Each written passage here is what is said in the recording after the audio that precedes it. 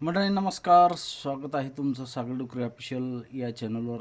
तर मित्रांनो, उन्हाळ्याचं म्हणजे उन्हाचं तापमान खूप वाढलेलं आहे, त्याच्यामुळं काळजी घ्या आणि त्याचबरोबर आपल्या शेळ्यांची पण काळजी घ्या.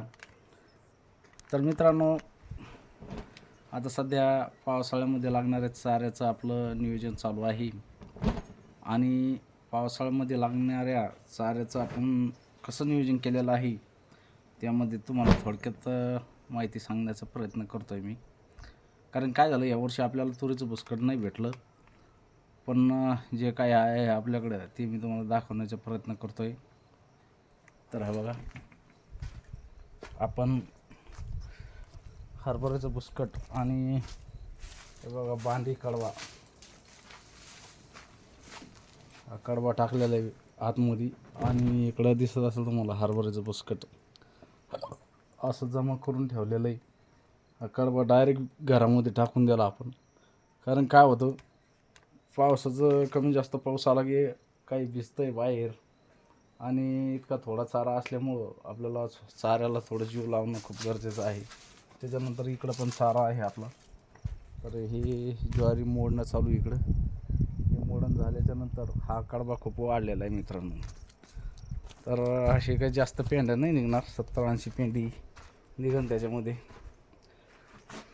तर 70-80 जरी पेंड्या म्हणल्या तरी 50-60 पेंड्या ह्या बांडीच्या आहेत. आणि परत मित्रांनो,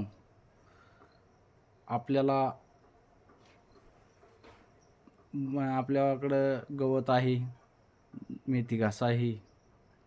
फक्त पाऊस पडल्याच्या नंतर परत आपण अर्धा एकर चाऱ्याचं नियोजन करणार आहोत, जेणेकरून आपल्याला या पुढल्या महिन्यामध्ये शेवटला जूनमध्ये किंवा मेमध्ये शेवटीला आपल्याला 5 शेळ्या खाली पाहून घ्यायच्या आहेत. शेळीपालन वाढवायचं आहे आणि त्याच्यामुळे आपल्याला चारा भरपूर लागणार आहे पुढं चालून. त्याच्यामुळे आपल्याला अर्ध्या एकर चाऱ्याचं नियोजन करणं आहे. त्याच्यामध्ये 4-5 प्रकारचा चारा लावणार आहे. सध्या आपल्याकडं मार्वेल आहे, तर सुपर नेपियर लागवड करणार आहे आपण.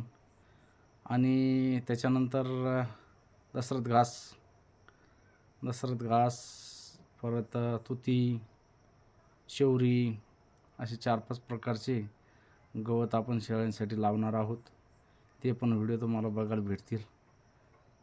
तर अशा पद्धतीनं आपलं नियोजन आहे. तुम्ही नियोजन केलं का नाही? कोणकोणते चारे शेळ्यांसाठी जमा करून ठेवले पावसाळ्यामध्ये लागणारे, नक्कीच कमेंटमध्ये सांगा.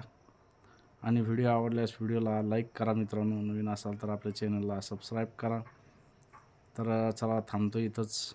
भेटू अशा नवीन व्हिडिओमध्ये. जय जवान, जय किसान, जय हिंद, जय महाराष्ट्र.